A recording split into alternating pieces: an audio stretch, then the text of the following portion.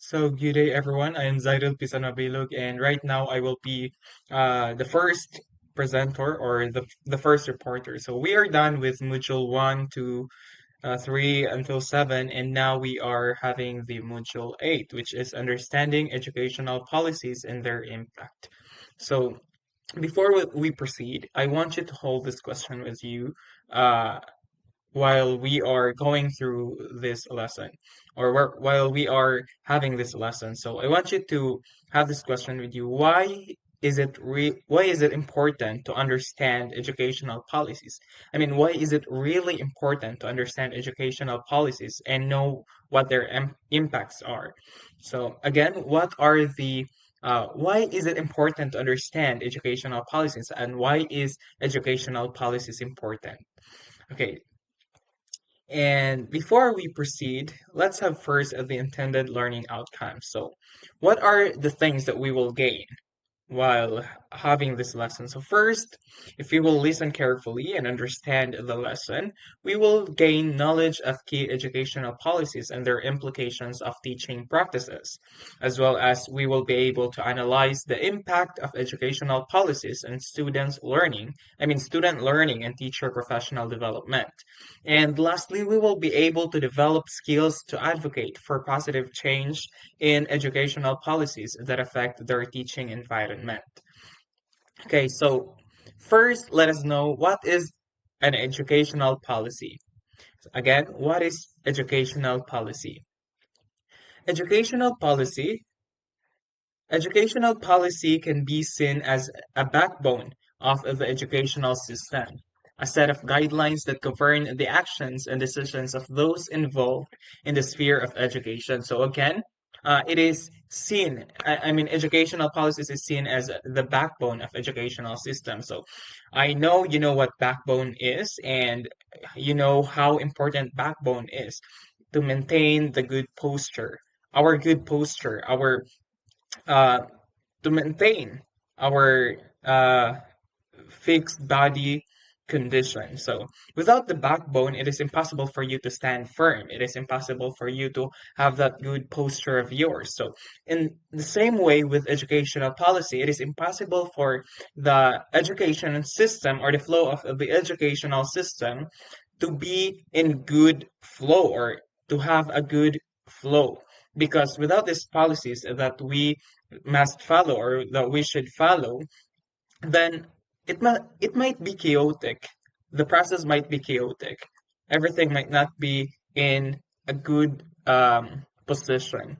So it is a set of guidelines that govern the actions and decisions of those involved in the sphere of education. So again, it is a set of guidelines that all of those who are involved in the sphere of education must follow.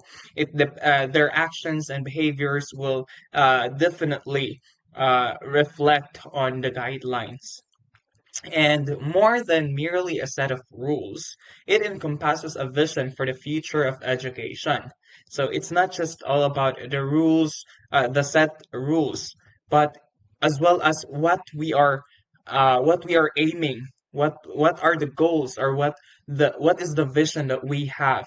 And in order to achieve those vision, these rules will guide us. These rules will help us. These guidelines, this policy will help us reach or meet the specific goal or the vision that we wanted to achieve. And educational policies are crafted by various stakeholders, including government bodies, educational institutions, and sometimes non-governmental organizations. So why do you think so? Why do we think that the government bodies must be included in crafting the educational policy, as well as the stakeholders? The educational institutions and sometimes the non-governmental organizations. So here it is. If you would think carefully, we as a students are studying at the university or at school, and we are expected to become someone or somebody in the community. So in order for us to be that someone or to be that somebody in the community, we have to build ourselves. They have to help us, and by helping us, they have set this policy or educational policy in order for us to be well guided or in order for us to. So yeah, as what I have said earlier, the reason why government bodies, educational institutions, and sometimes the non-governmental organizations to really be part in crafting the educational policies is that they are those who are in the authority or in higher authority. They are the one who is really knowledgeable enough in that specific area. So they have to be there in crafting the educational policy so that they can include those that are needed things that are needed in order for the students to really be shaped and to really become somebody that could be very beneficial in the future. Of course, it is our role as well individually to help our country, to help the community, and as much as possible, we have to help ourselves grow. And by following, I mean, sorry, um, by following this educational policy, it would help us shape ourselves as well. It will help us have a good structure. It will help us have or maintain the good posture as an individual in the society. So, yeah, they are important to be part in crafting the educational policies, the government bodies, those who are I forgot the term, the educational institutions and as well as the non-governmental organizations. So, okay, let's proceed. Next is uh, we have four key components of an educational policy. So first, let's have first the goals and objectives. So from the word itself, goals and objectives. So each policy begins with a clear set of goals to aim it goals it aims to achieve. Again, each policy begins with a clear set of goals it aims to achieve, and be it improving literacy rates or incorporating technology in a classroom. So, um, these goals and objectives are, I mean, by we must have or the each policy must have this clear set of goals. The reason why we have to have these goals is because it is it will be the basis of our target. It will be the target. And we cannot have this target without goals. What will we achieve? What must we achieve? What do we have to do in order for us to achieve this? And by doing it, what will be the result? So the objectives, what are we targeting to? So it we must this policy begins with a clear set of goals in order for us to really achieve what we wanted, what we are aiming to. And it just like for example improving literacy rates or in incorporating technology in a classroom. So what must the teacher do, or what will what is the target, and how will the teacher implement the or incorporate technology in the classroom, how he or she will help literacy rates improve. See, so that's the thing. That's the reason why there are goals and objectives in the classroom or in the school as well. And next is the standards and guidelines. This provides the framework for curriculum development. Again, standards, this provides the framework for curriculum development. So it shows or what are the things that is needed for, just like for example in the classroom settings, what are the teacher must know or must know what are the things that students needed to learn, what lacks them that you have to fill in. So like teaching methodologies as well as the assessment protocols. So in teaching methodologies, of course, in as a teacher we must strategize, or we must be creative or think uh, in ways that could really be helpful for our students. Like just like for example, of course, students have different ways of learning, and they have this different types of interest, and we have to know that. And in order for us to really connect with or in align what are their ways of learning to what we are trying to uh, strategize, or what method we will use in order for us to really yeah to in order for us to really help the students have or acquire the lessons that they really need. So that's why also, again, let's go back to this word standards and guidelines. The reason why there are standards are being set is because, of course, we wanted our students to have the quality that the community or that the world needs. We have to make these students competent enough to survive in the real world. And of course, with together with it, there must be guidelines on how to meet the standards that are set. And next is let's proceed to the third one, accountability measures.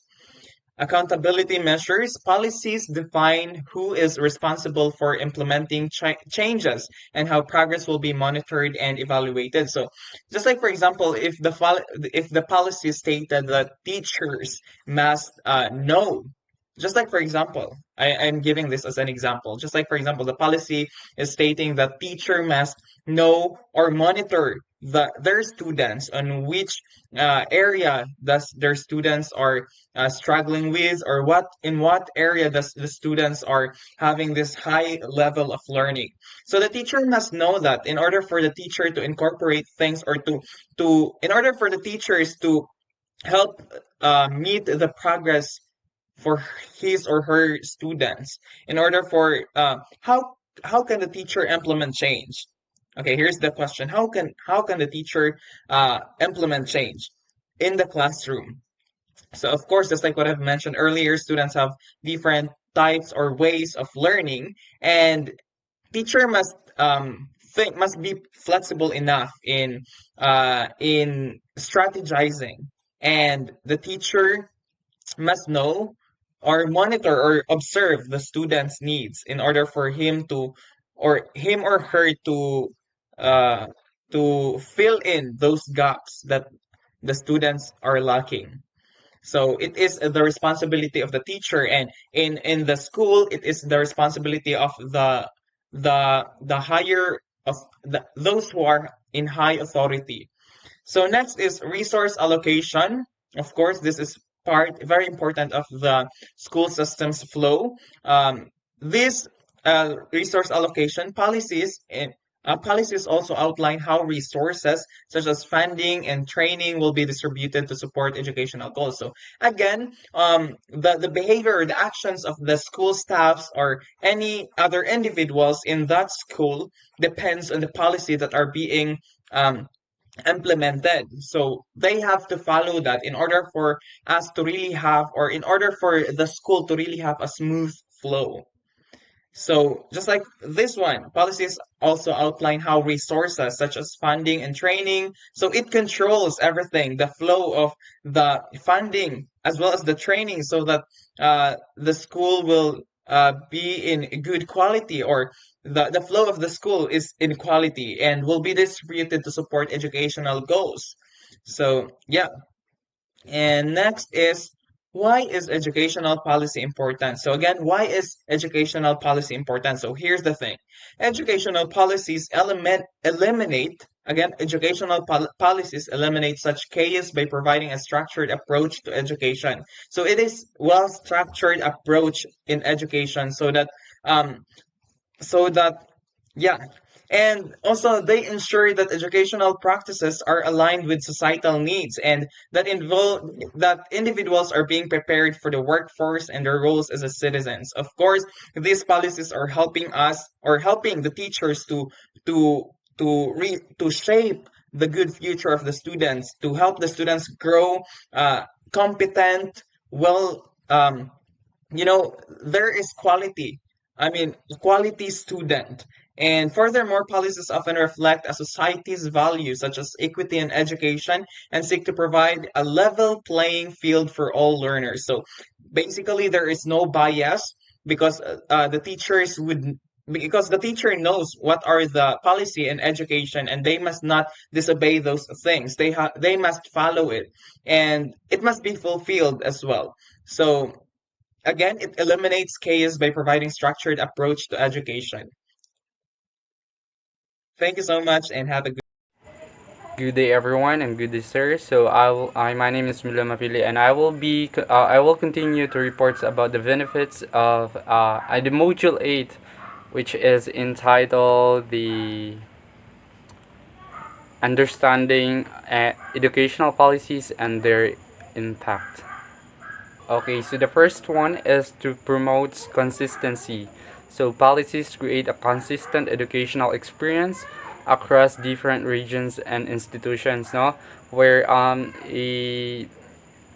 students are receive the same level of education regardless of their location. For example, the K to 12 curriculum implemented by by the Department of Education or DepEd ensures that the Luzon, Visayas, and Mindanao follow the same educational standards and content, and providing a consistent learning experience nationwide. So it is very understandable. It is making or having a same level of education regardless of where they came from or what regions they are. The next one is improves quality. By setting standards, policies help maintain a little bit the quality of educations.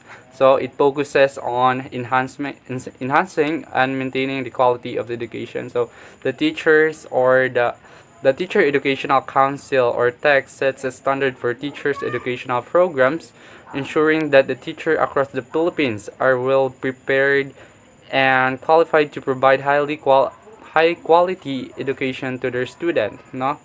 So it is very important that our teacher, we as a teacher, should be well prepared and qualified to provide a highly quality of educations to our student. The third one is the guides, educators. I mean, so teachers and administrations rely on the policies guidance to make informed decisions about the instructional management. No, so this it helps make informed decisions about the instructions and the management. So, for example, a policy that outlines effective teaching methods and classroom management strategies, enabling the student or the educator, I mean the educators to follow the best practices. The fourth one is the shape future. No, good policies can anticipate the future societal needs and skills demands, preparing student accordingly. So it prepares the student accordingly. No, so with this policy or for example, policies that incorporates technology and digital literacy into a curriculum, ensuring that the students are equipped for a future jobs market. So the benefits of the well-crafted educational policy. So let's move on to the next, which is the K educational policies and their implication for teaching practices. So below are some important educational policies and their implications for teaching. So now the number one is No Child Left Behind or NCLB Act of 2001. Implications for teaching, standardized testing, where the teachers were required to prepare students for stated mandated standard tests. This often leads to teaching to test approach. No, so this is where the instructional focus on primarily on the test contents rather than the a broader educational experience. No, for example, the teachers might spend a significant classroom test on test taking strategies and practice and exams to ensure students will inform or well on the standards of a standardized test. The next is accountability. So the schools and the teachers were held accountable for students' performance in this testing, affecting instructional methods and resource allocation. So the next one is about accountability. So this affected the instructional methods and resource allocation. Um, as the schools aims to meet the performance benchmark, no? So for example, the schools might have allocate more resources to subjects included as standardized tests, potentially neglecting the others area of the curriculum. The third one is focused on at-risk student. No, there was an increased emphasis in providing additional supports to disadvantaged and special education students, leading to the differentiated learning or instructions and tutoring. So it is lead to differentiated instruction and tutoring to help this student meet their performance standard. Now, for example, student might implement after school tutoring programs or provide specialized instructional materials for at-risk students to improve their test score. The next policy or educational policy is the second is every student succeed act or ESSE, or what we call the Every Student Succeeds Act or ESSE 2015. So implication for teaching, flexible in assessment. States gains more flexibility in choosing assessment and standardized. This allows for more diverse teaching practices tailored the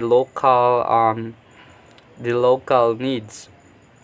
So it is allowed for more diverse in teaching practices to tailored to a local needs. No, for example, states could develop their own assessment that better reflects their educational priorities and the student needs.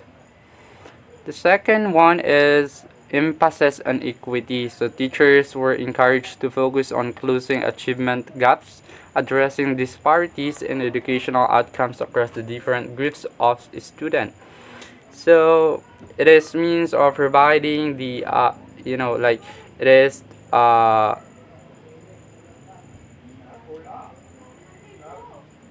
yeah. So the third one is support for teacher ESSE, emphasize teacher quality and professional development, impacting how teachers are supported in their careers and resource available for growth. No, so it is providing ongoing professional development opportunities and resources to help the teachers improve their instructional practices. So the third one is the Common Core State Standard, or what stands for CCSS. Implementation for teaching. So the first is clear standard for skills. CSSS provides consistent educational standards across the states, guiding teacher on what students should know at grade level. This leads more structured curriculum development.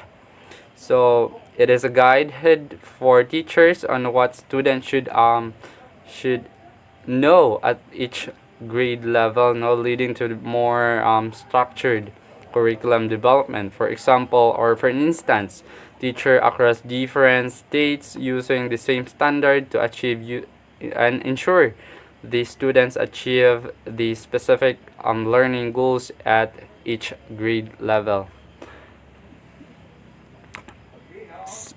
Second one is the shift toward critical thinking. Teachers were encouraged to teach more critical thinking and problem solving skills rather than memorization. This is where the teacher is encouraged to teach more on critical thinking and problem solving skills. So it focuses on skills rather than the root of memorization. So for example, they incorporating activities and lessons that require students to analyze, to evaluate, and create rather than just recall the information. And the last one is the assessment changes. CSS CCSS lead to the development of a new form of assessment that focus on deep understanding, requiring teacher to adjust their own teaching strategy. So, for example, using the performance-based assessment that requires the students to demonstrate their understanding through a project and presentation.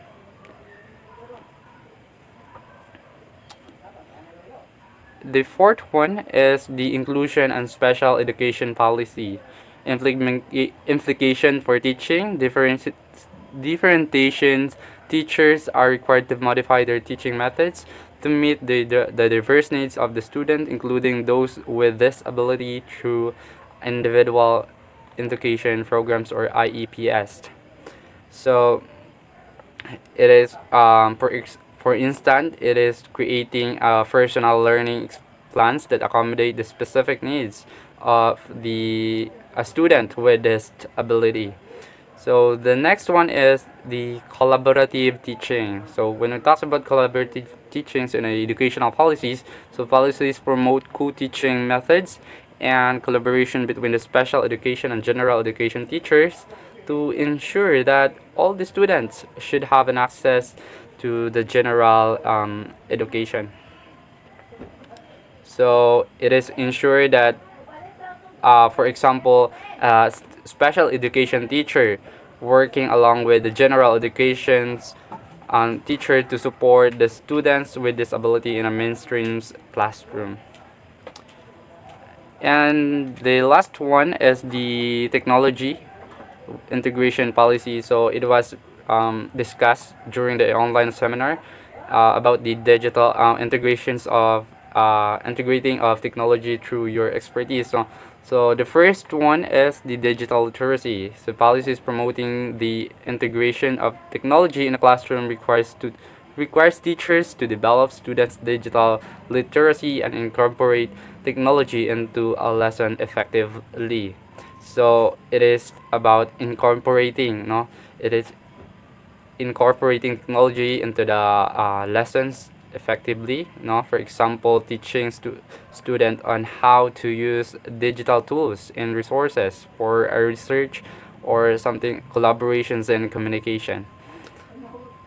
The second one is online learning and blended models. No, teacher must adapt to new formats of instructional blending in a person teachings, which online learning particularly evident during the COVID-19 pandemic. So, in a way of teaching during the pandemic, no, we use online learning or a blended models where despite those pandemic that we've experienced, no, we through this online learning tools such as Google Meet or Zoom, we are we are having a communication through this through these tools. The next is access and equity.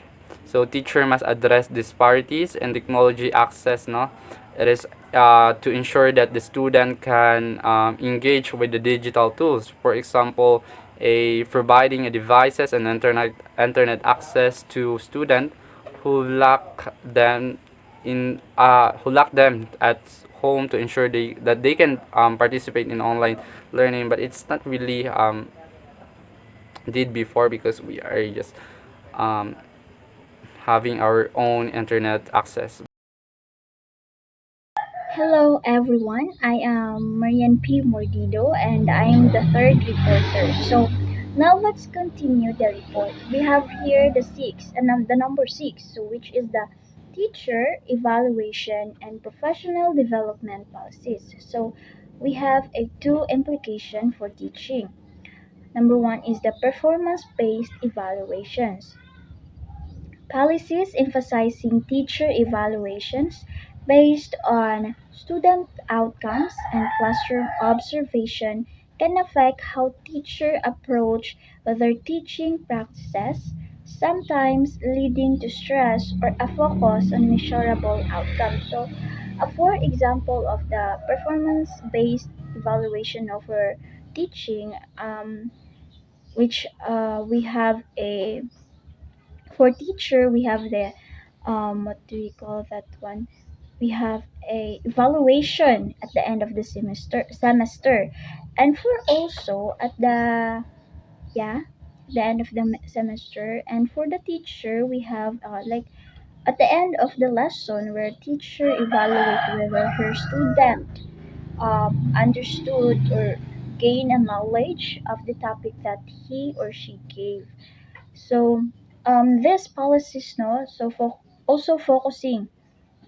also focus on assessing teachers based on the academic performance of their students, so, and direct observation of their teaching methods. So while the intention of these policies no is to improve educational outcomes. So and this approach can create pressure on teachers no to prioritize test scores to her students no or over her or his holistic teaching practices. So as a result, teachers may feel compelled to teach to the test, which can limit creativity and the exploration of deeper learning experiences. So yeah, so this policies is really helpful for both teacher and students. And now, number two, we have continuous professional development.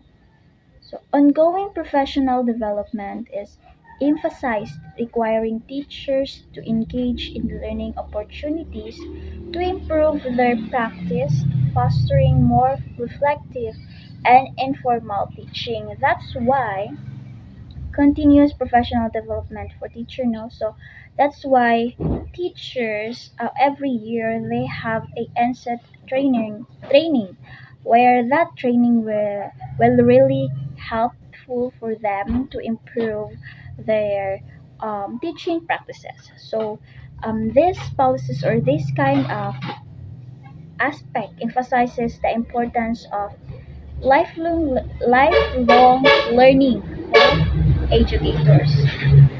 So and teachers also are encouraged to participate in workshops. That's why every year teacher need to attend the NSET training. They have a I think 1 week training for that workshop. So workshops, training sessions, and collaborative learning opportunities to refine their skills and stay updated on best practices. So not only teacher need to attend, not only the inset training no will help them teacher to improve their professional development, but also they have to attend other workshops that help them to become or to develop their teaching practices. So this ongoing professional development no so this kind of policies foster a culture of reflection where teachers critically assess their teaching methods and seek ways to improve. Like what I've said, that workshop trainings are very helpful, or the lifelong learning that they have or need the teacher do for their teaching practices. So this or it can lead to more informed and effective teaching practices, ultimately benefiting or benefits the student learning where they learned and those they have learned will also they have to apply that during their discussion or lesson to their students. Okay, let's move to the number seven, equity and social justice policies. So we have here three implications for teaching. First, we have inclusive curriculum. Teachers are encouraged to include diverse perspectives, histories, and cultural experiences in the curriculum, promoting inclusivity and respect for all students. That's why we have a subject that are diverse and cultural experiences in the history. For example, of the history is the Kay Rizal and uh, the history before. So these policies no so advocate for a curriculum that reflects the diverse backgrounds, and experiences of all students. So by incorporating various perspectives, histories, and cultural narratives, teachers can create a more inclusive learning environment. So if teachers include this kind of uh, include this perspective, histories, and cultural experiences in the curriculum and the lesson or in the topic. So students, teacher can create an inclusive learning environment to the students. So this approach not only validates the identities of all students, but also promotes empathy and understanding among peers. It encourages students to engage with a broader range of ideas and foster a sense of belonging in the classroom where they are uh, the the treatment is equal. They feel belong. They feel free. They feel belong in the classroom where it is a positive environment. And number two, we have culturally responsive teaching. So teachers are encouraged to develop culturally relevant pedagogy that connects with students' backgrounds and identities. So, this approach or this pedagogical approach, encourage teachers to connect their teaching methods and connect to the cultural backgrounds and identities of their students. By recognizing and valuing students' experiences, teachers can create more relevant and engaging learning experiences. So if teachers know, um, what do we call, valuing the students' experiences, no, if teachers like he or she value the experiences of students, so students are engaged, they are motivated to learn in the classroom. So culturally responsive teaching. So this implication helps to bridge the gap between students and home lives or lives and school, making education more accessible and meaningful. So the third, we have restorative practices. So thus, policies promoting restorative justice in schools encourage teachers to address discipline issues with a focus on healing and relationship building rather than punitive measures.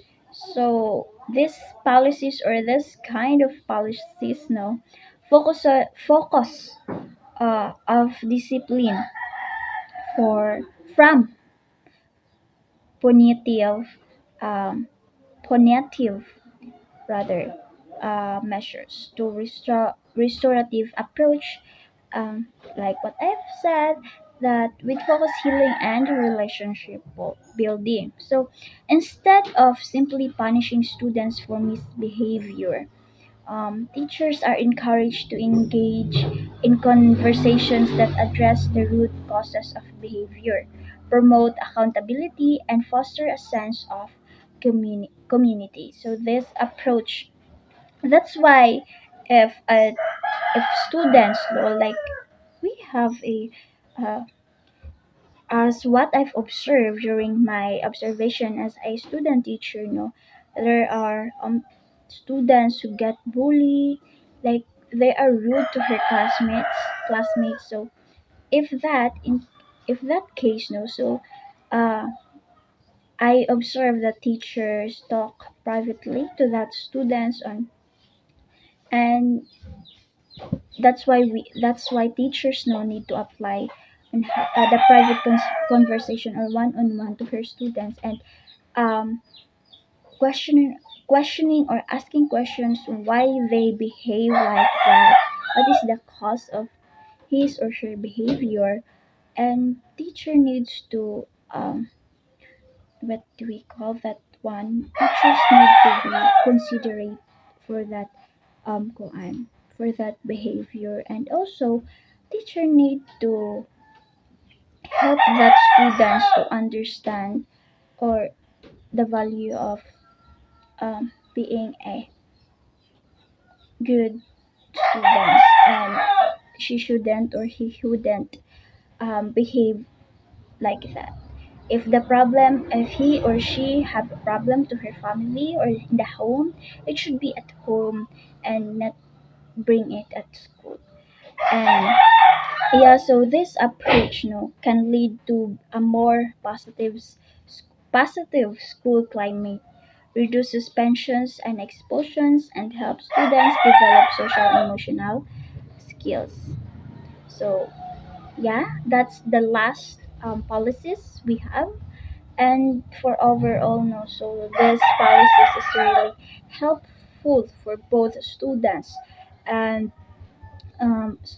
teachers, to create a more effective, equitable, and supportive educational environment. Okay, now let's move to the impact of educational policies on student learning and teacher professional. And here's a breakdown of how educational policies impact each student learning and teacher professional. Let's go first for the impact on student learning. We have here curriculum and standards. We have the educational policies, defined curriculum learning curriculum, learning standards, and academic expectation directly shaping what students learn. So where this established the framework for what students and skills are taught in schools. This includes setting learning standards that outline what students should know and be able to do each grade level. So, for example, for academic expectation, where every teacher, we all know that teachers do a lesson plan. So, and that lesson plans include what students need or expected to learn at the end of the lesson. So that's why we have the skills, knowledge, attitude, or attitude that need to accomplish or need to understand or to learn of the students, so that objectives will help the teacher and the students be able what they have to do or what they need to learn at the end of the um, a lesson. And next, the standards testing policies often measures and dictates student success, which can push for a focus on specific subjects or skills, sometimes at the expenses of others, like arts or physical education. So these policies now mandate standardized testing, can create a narrow focus on subjects that are tested, such as we can also include the math and reading, often at the expensive of other important areas like what I've said, the arts and the physical education, and also the social studies. So this can lead to a teaching to, to the test mentally, where educators prioritize test preparation over holistic experiences. And the third, we have the policies promoting inclusive education, can create access to learning to marginalized groups, ensuring equality and the learning processes. So, like what I've said, um, where inclusive education aim to provide equitable access to learning for all students, including those for marginalized backgrounds. And um, well, these policies this can enhance educational outcomes by ensuring that diverse learning needs are met or achieved. And number two, for educational learning, for student learning, we have access to resources. So, policies that influence funding can direct impact the resources available to schools, such as technology, textbooks, and classroom material. So, access to resources where students can access what the school have, like technology. Now we have the computer lab, computer lab, computer lab rather, sorry. Computer lab, the TLE laboratory where students can cook. We have also the science laboratory, textbooks, classroom materials, and others. So, although some schools don't have a science laboratory, TLE laboratory, but they can learn. No, teachers are flexible. They have they think what students or like they what do modify those kind of work. So the quality of the learning environment, from school facilities to the availability of extracurricular opportunities, is also affected by policy decisions regarding school funding. So, the physical and emotional environment of a school, influenced by policy decisions, affects student engagement and motivation. Well-maintained facilities and support learning environments contribute positively to students' outcomes. So access to resources, that's why the learning environment, that's why we have this school. We have a room where students can motivate to go to school because they have a peaceful environment where they can learn, gain knowledge, and more that they have to do as a students. And also for those who they can learn, no, they can bring it to their future. It's really helpful for them that they have a learning environment. Next, we have here. mm,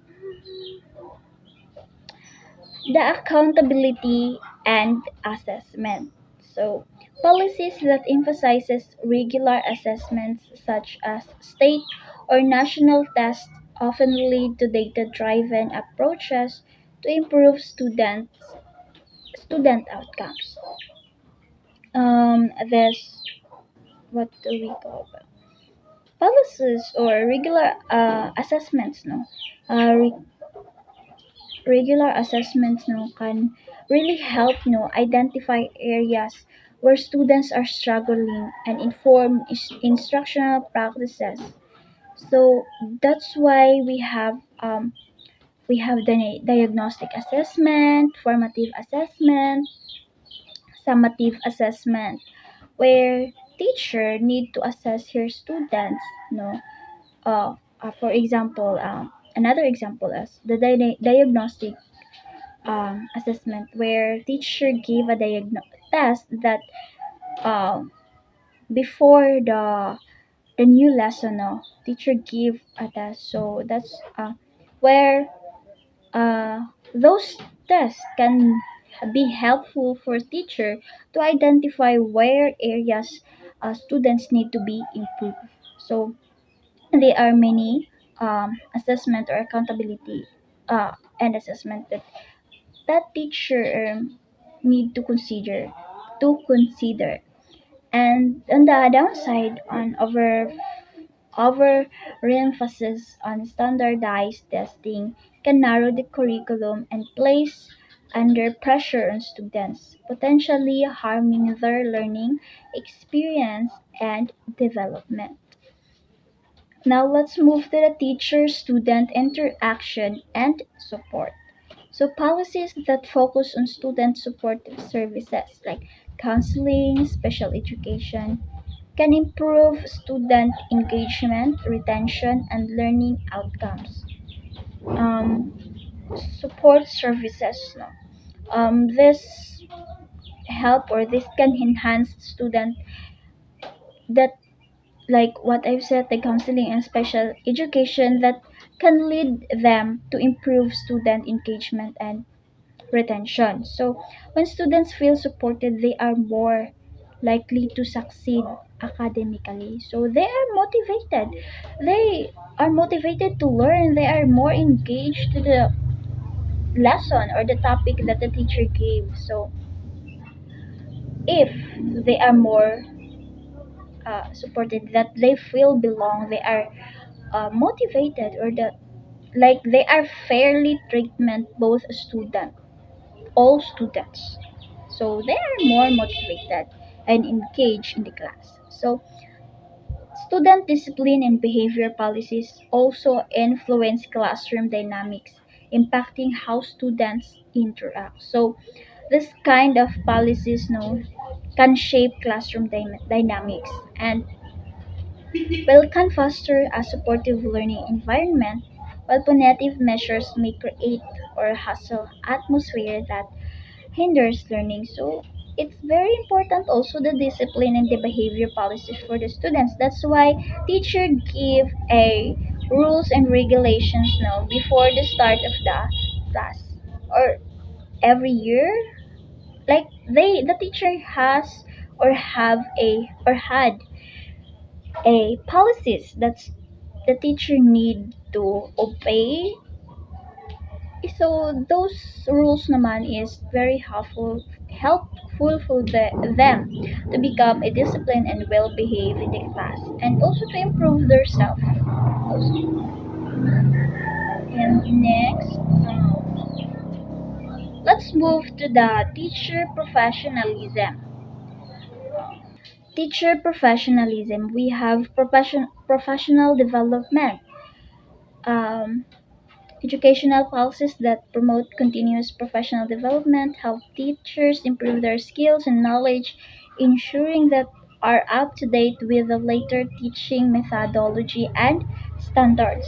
Policies, teacher evaluation systems based on professional can drive improvement but can lead to like I I've discussed this now. So the professional development, the lifelong learning of this teacher that they have to what do we call that one, they have to learn to become updated just like before we have the traditional learning and teacher are able to attend in workshops trainings that they have to. So that's why teachers nowadays have more on technologies now they enhance because of those they learn they apply. That's why we have the technology now, the trends, the emerging trends or the trends that nowadays involving it involves technology. That's why teacher I need to be up to date.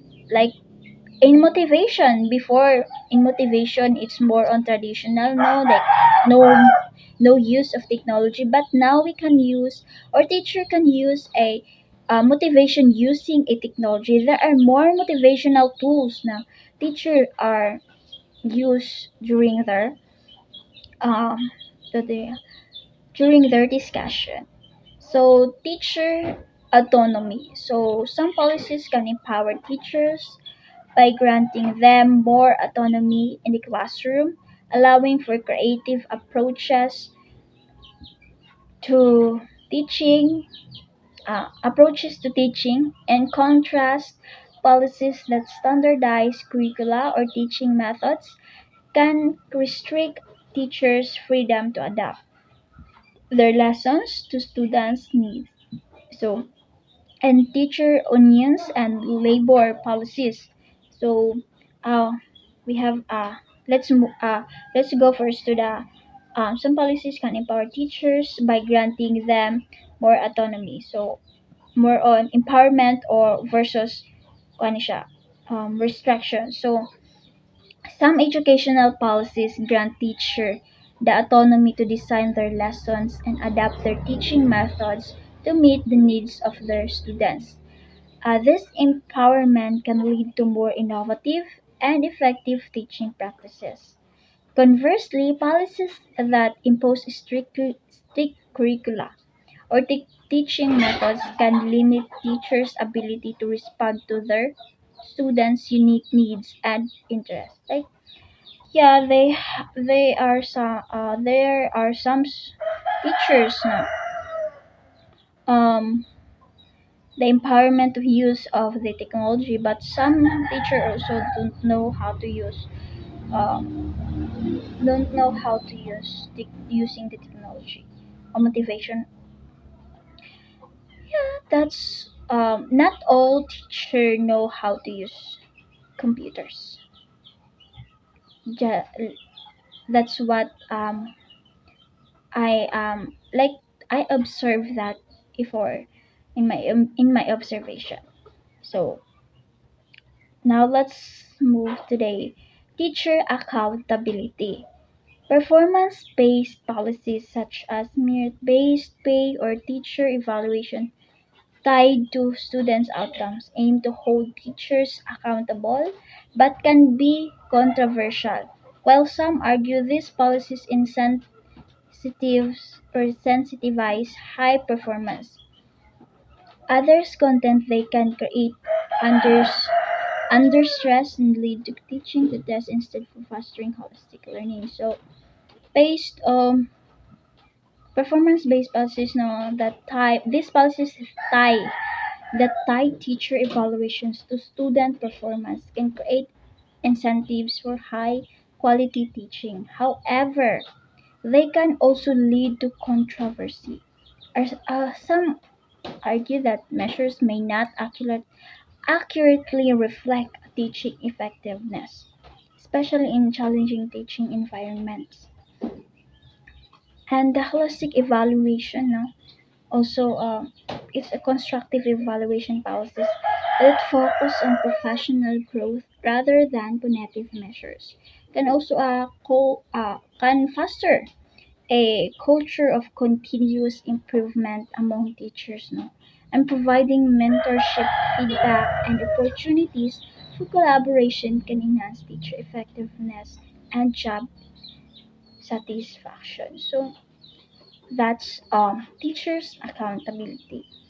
So overall, or that's all my part, no. So educational policies have a profound impact on both students learning and the teacher professionalism. So shape shape they shape the curriculum, resources allocation, well, just what I've discussed, assessment practices, and the overall educational environment. So that's why it is very therefore no it is very crucial for policymakers or for these policies na, to consider the implication. If you're going to make a policies, we have to consider those implication of decisions in the educational system. So that's all of my part. I'm going to give the floor to the next reporter. Thank you.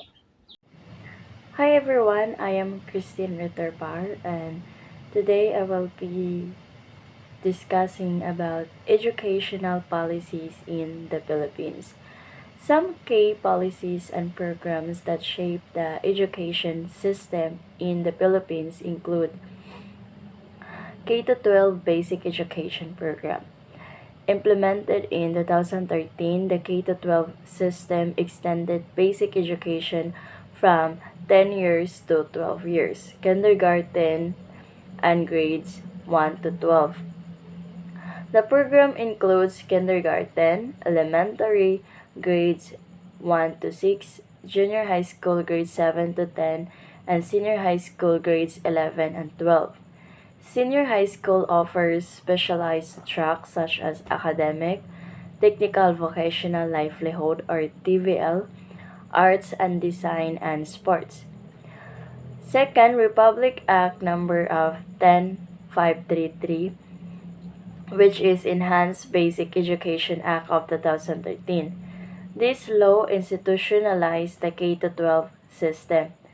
So it focuses on improving the quality of education through competency-based learning and teaching approaches.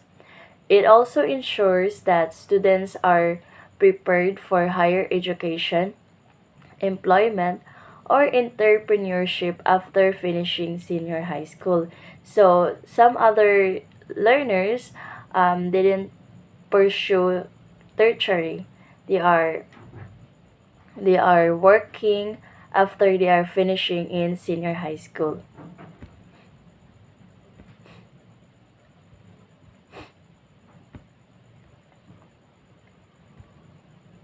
Next, we have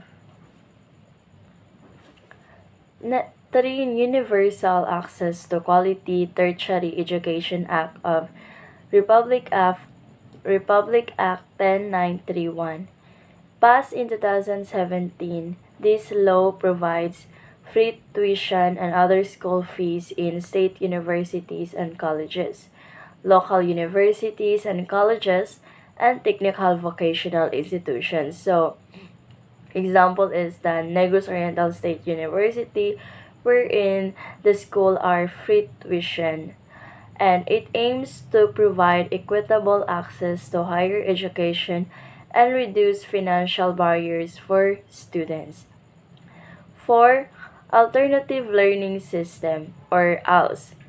The Alternative Learning System is a policy that provides opportunities for out of school youth and adult learners to continue their education outside the formal system. It offers flexible learning methods like modular learning, community based learning, and online classes.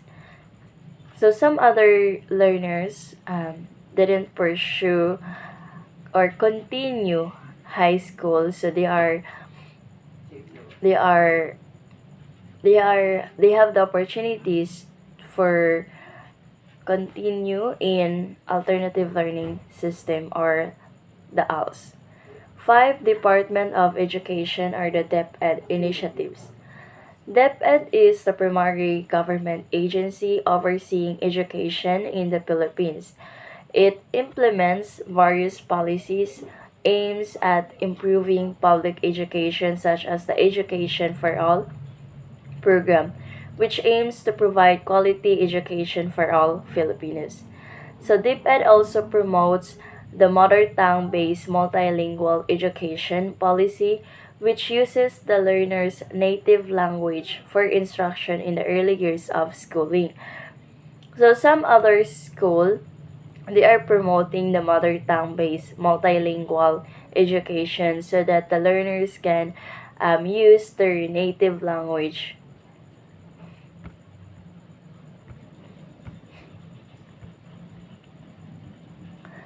6. Students Assistance Programs. The government provides various scholarships, financial aid programs, and educational assistance for economically disadvantaged students. Programs like the Student Financial Assistance Programs, Tertiary Education Subsidy, and Educational Services Contracting aim to make education more affordable. So in here in Negros Oriental, the government provides various scholarships so that the students can get financial aid programs or educational assistance. 7. Philippine Qualifications Framework, or the PKF.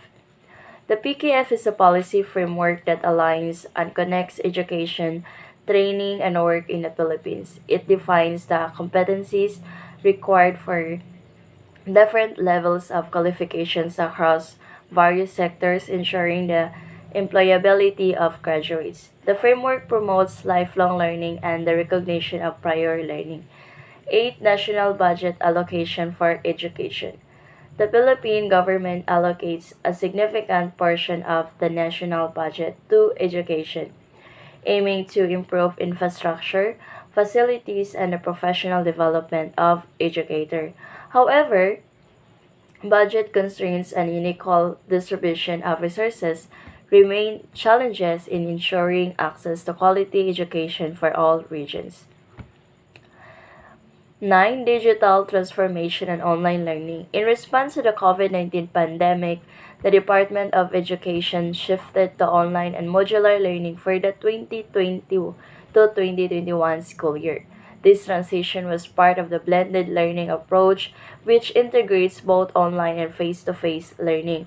So way back in 2020 to 2021, we experienced the COVID-19 pandemic, and we experienced the blended learning approach, which is integrate both online and face-to-face learning. Then the teachers provide digital tools and resources to bridge the digital among learners. 10. Inclusive education. The Philippines has adopted policies for inclusive education focusing on making education accessible to students with disabilities and those from marginalized groups. Laws such as Republic Act number of 7277, the Magna Carta for Disabled Persons, and Republic Act number 9442 amendment to the Magna Carta aim to provide special education services and integrate students with special needs into mainstream education. 11. The teacher education and professional development. Policies emphasize the professionalization of teaching in the Philippines through the National Competency-Based Teacher Standards and the Teacher's Licensure Examination. Continuous teacher training and professional development programs are mandated to improve the quality of teaching, particularly in STEM, science, technology, engineering, and mathematics, and other critical areas. So that's the end of our discussions. Thank you for listening